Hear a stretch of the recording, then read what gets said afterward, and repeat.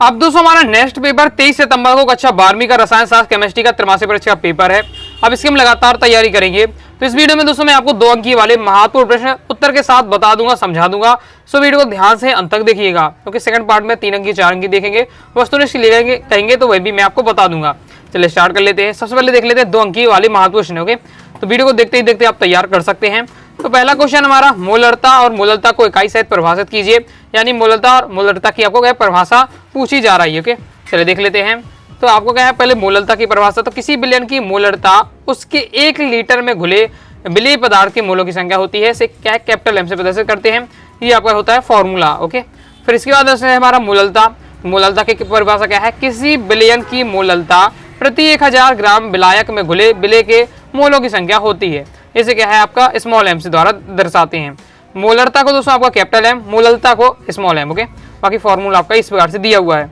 आगे देख लेते हैं। आगे दोस्तों हमारा नेक्स्ट क्वेश्चन है, हेनरी के नियम को उदाहरण से समझाइए। हेनरी का नियम क्या है, तो हेनरी का नियम कहता है स्थिर ताप पर किसी विलायक के निश्चित आयतन में विलेय गैस का द्रव्यमान गैस के दाव के समानुपाती होता है, जिसके साथ वह विलायक साम्यावस्था में होता है। यानी गैस में द्रव की विलेयता, गैस की द्रव में विलेयता क्या है, आपके दाव के समानुपाती होती है। जितना ज्यादा आप दाव बढ़ाते जाएंगे, गैस की द्रव में विलेयता बढ़ती जाएगी, मतलब उससे ज्यादा घुलती जाएगी। ओके, जो आपके कोको कोला वगैरह में, पेप्सी वगैरह में जो आपके कार्बन डाइऑक्साइड आपकी होती है, गैस रहती है, तो किसके नियम के अनुसार, हेनरी के नियम के अनुसार भरी जाती है, यानी दाव लगाकर भरा जाता है। कंप्लीट हो जाता है। 2 लाइन का आपका नियम अच्छे से आपको तैयार कर लेना है, जिसमें आपका m बराबर kp हो जाएगा। ओके, जिसमें k आपके एक स्थिरांक है। नेक्स्ट देख लेते हैं। आगे देख लेते हैं। आगे दोस्तों हमारा नेक्स्ट क्वेश्चन है, 120 ग्राम NaOH को 2 लीटर विलयन में विलेय किया गया है, तो विलयन की मोलरता ज्ञात कीजिए। तो 2 नंबर में अगर आपका इस प्रकार से न्यूमेरिकल क्वेश्चन आता है तो सिंपल आपका रहने वाला है, यानी आपको मोलरता, फॉर्मलता, नॉर्मलता, पार्ट्स पर मिलियन, मोल प्रवाह, इन सब के आपको फॉर्मूला याद होगा। फॉर्मूला बेस्ड रहता है। फॉर्मूला में आप वैल्यू पुट करेंगे, आपका आंसर आ जाएगा। सॉल्यूशन इस प्रकार से आपका दिया हुआ है। जैसे हमें NaOH का द्रव्यमान दिया हुआ 120 ग्राम, NaOH का अणुभार, NaOH का आपका अणुभार निकालेंगे तो 40 आपका आ जाएगा।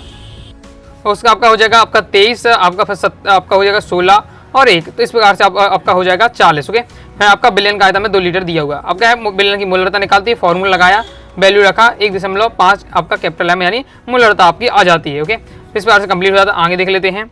आगे दोस्तों हमारा नेक्स्ट क्वेश्चन है, अणु संख्या गुणधर्म किसे कहते हैं, उदाहरण से बताइए। इंपॉर्टेंट है, प्रीवियस ईयर में आ चुका है। तो अणु संख्या क्या कहलाते हैं, अणु संख्या गुणधर्म विलयन के ऐसे गुण जो उसके विलेय निश्चित आयतन में उपस्थित विलेय के कणों की संख्या पर निर्भर करते हैं, अणु संख्या गुण कहलाते हैं। ये गुण विलेय की प्रकृति, संगठन, संरचना पर निर्भर नहीं करते हैं। अब उदाहरण के लिए आपके 4 प्रकार के होते हैं अणु संख्या गुणधर्म। विलयन का आपका पराशरण दाव, बाष्प दाव में अवनमन, हिमनांक में क्वथनांक और क्वथनांक में उन्नयन। 4 होते हैं, चारों के नाम अच्छे से आपको याद रखना है। 4 गुणधर्म होते हैं, चारों के नाम याद करके रखिएगा। अणु संख्या गुणधर्म दोस्तों आपके हैं विलेय के कणों की संख्या पर निर्भर करते हैं, ना कि विलेय की प्रकृति पर निर्भर करते हैं। ओके, आगे देख लेते हैं। आगे दोस्तों हमारा नेक्स्ट क्वेश्चन है, मोल प्रभाज किसे कहते हैं। चलिए इसे देख लेते हैं। तो मोल प्रभाज हमारा क्या है, किसी विलयन में उपस्थित किसी एक घटक के मोलों की संख्या तथा विलयन में उपस्थित कुल मोलों की संख्या का अनुपात होता है, वो हमारा क्या है, मोल प्रभाज कहलाता है। इस प्रकार से आपको लिख देना है। मैं आपको पहले बताऊँ, इस चैप्टर से दोस्तों आपका मोलरता, पार्ट्स पर मिलियन और आपका क्या है, मोल प्रभाज, ये सब टॉपिक आपके इंपॉर्टेंट है। फॉर्मलता, नॉर्मलता अच्छे से तैयार करके रखना है। आगे देख लेते हैं। आगे दोस्तों हमारा नेक्स्ट क्वेश्चन है, विशिष्ट चालकता किसे कहते हैं। तो विशिष्ट चालक क्या है, किसी चालक के पदार्थ के विशिष्ट प्रतिरोध के व्युत्क्रम को क्या है, उस चालक की विशिष्ट चालक्ता कहते हैं। इसे सिग्मा से प्रदर्शित करते हैं। ऐसा ही मात्रा का आपका ओम इनवर्स मीटर इनवर्स होता है। ओके, कंप्लीट हो जाता है। आगे देख लेते हैं। आगे दोस्तों हमारा नेक्स्ट क्वेश्चन है, ओम का नियम लिखिए। तो ओम का नियम क्या होता है, किसी चालक तार के 2 सिरों के मध्य उत्पन्न विभवांतर, उसमें बहने वाली धारा आई के क्या है, मध्य एक अनुपात होता है, जिसे हम क्या है, ओम का नियम कहते हैं। इस प्रकार से आपका ओम का नियम दिया हुआ, तैयार कर लीजिएगा। आपका सिंपल है, आपके फिजिक्स में भी आपका एक क्वेश्चन हो गया, कंप्लीट हो जाता है। आगे देख लेते हैं। सभी क्वेश्चन दोस्तों मैं आपको क्या है, चैप्टर वाइज चैप्टर जब मैं इंपॉर्टेंट क्वेश्चन आपको बता रहा था, उसमें मैंने आपको कवर किए हैं। तो अगर आप डिटेल से समझना चाहते हैं मुझसे, तो आप क्या है, प्लेलिस्ट पर जाकर आप क्रम से देख सकते हैं video. Class 12 important question answer chapter के नाम से आपके होगी प्लेलिस्ट, तो वहां से देख लीजिएगा। लाइक और शेयर ठोक दीजिए, महाकाल का लाइक और शेयर ठोक लीजिए। पूरा साल मेहनत करता हूँ आपके लिए बेटा, ऐसा नहीं चलेगा, ऐसा नहीं चलेगा। नेक्स्ट हमारा दोस्तों क्वेश्चन है, कीलेट क्या है। तो इसे देख लेते हैं। तो कीलेट दोस्तों हमारा क्या है, धातु या धातु आयन के साथ संयोजन कर जब कोई बहुतंतु लिगैंड चक्रीय संरचना या अणु वाला अणु बना लेता है तो इस यौगिक को हम क्या कीलेट कहते हैं। एग्जाम्पल के लिए निकेल डाइमेथिल ग्लाइकोसिन इस प्रकार से संरचना बनाता है। महत्व भी आपको तैयार कर लेना है। तो ये हमारा क्या है, कंप्लीट हो जाता है। आगे देख लेते, आगे दोस्तों हमारा नेक्स्ट क्वेश्चन है, निम्नलिखित उपसंयोजी यौगिक के यूपीएससी नाम लिखिए। और ये क्वेश्चन दोस्तों गारंटी के साथ दोस्तों आप मुझसे क्या है लिख कर लीजिए, 100% ये आपका क्वेश्चन आपका रहने वाला है 2 नंबर का।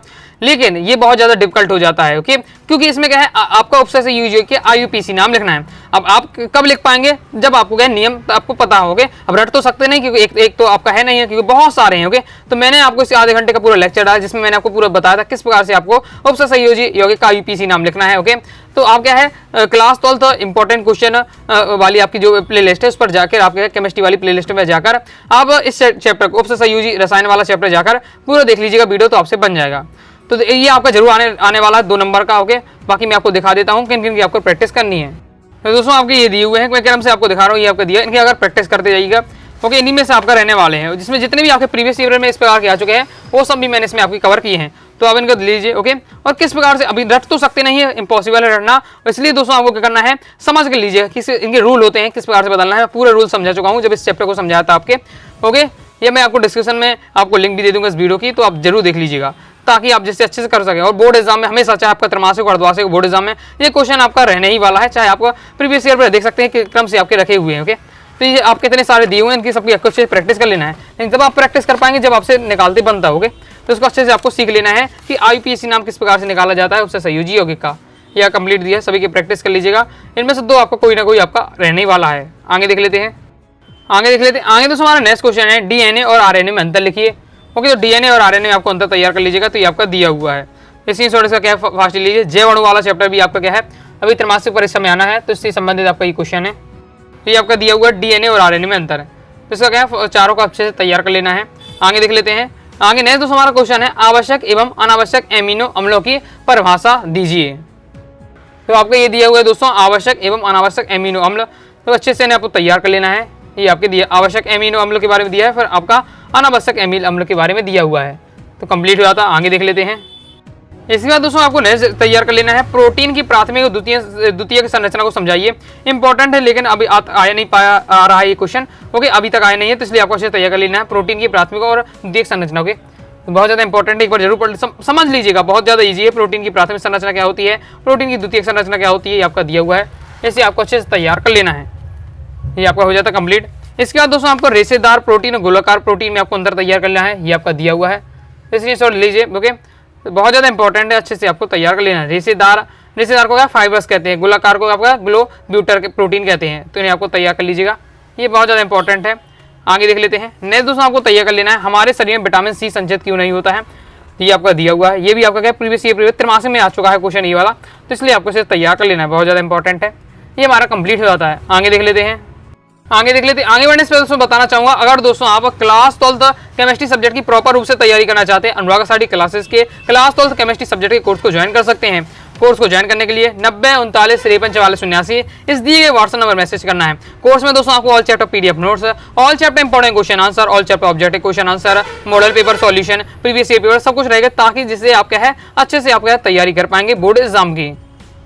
आगे देख लेते, आगे दोस्तों आपको ड्रेस तैयार कर लेना है, द्विक लवण और संकुल लवण में अंतर लिखिए, ओके। बोर्ड एग्जाम में आ चुका है क्वेश्चन, बहुत ज़्यादा इंपॉर्टेंट है। द्विक लवण संकुल लवण में आपके क्या होते हैं, अच्छे से आपको तैयार कर लेना है। ये यौगिक के क्रिस्टल जालक के रूप में ही स्थायी होते हैं, मतलब इनको क्या केवल अगर स्थायी रहना है तो क्रिस्टल जालक के रूप में रहेंगे, जबकि जो आपके संकुल लवण होते हैं वो ठोस और विलयन दोनों अवस्थाओं में क्या है स्वतंत्र रूप से क्या है अपना अस्तित्व रखते हैं, ओके।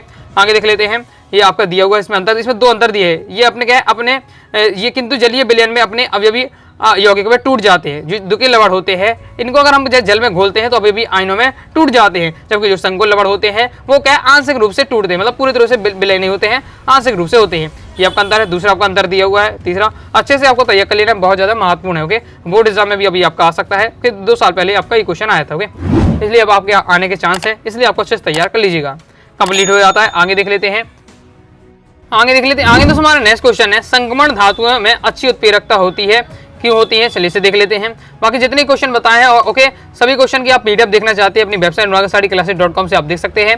गूगल पर जाइए, सर्च करिए अनुरागसाड़ी क्लासेस, सबसे पहले वेबसाइट मिलेगी, ओपन करिए तो वहां से दोस्तों आप क्लास 12 के सभी सब्जेक्ट के त्रैमासिक परीक्षा के इंपॉर्टेंट देख सकते हैं। तो आपका संकट धातुएं अच्छे प्रेरक होती हैं, क्यों? तो ये हमारा ये क्वेश्चन दिया हुआ है। ओके, इस चैप्टर को भी मैं आपको अच्छे से प्रॉपर रूप से समझा चुका हूँ, आपको मैंने पूरे बेहतरीन तरीके से आपको बताया है।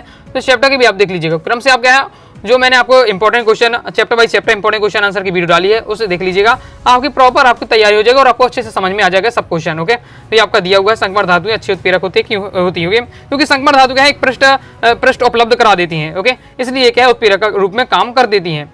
इसकी शॉर्ट इसका क्या है, फास्ट ले लीजिए, कंप्लीट हो जाता है। इस प्रकार से दोस्तों मैंने आपको इस वीडियो में 2 अंकी वाले महत्वपूर्ण कवर करा दिए हैं। आई होप आपको वीडियो पसंद आएगी। वीडियो पसंद आए वीडियो लाइक करके सब्सक्राइब जरूर कर दीजिएगा। साथ ही दोस्तों टेलीग्राम चैनल, व्हाट्सएप चैनल को भी ज्वाइन कर लीजिएगा। मिलते हैं नेक्स्ट वीडियो में, तब तक के लिए बाय बाय।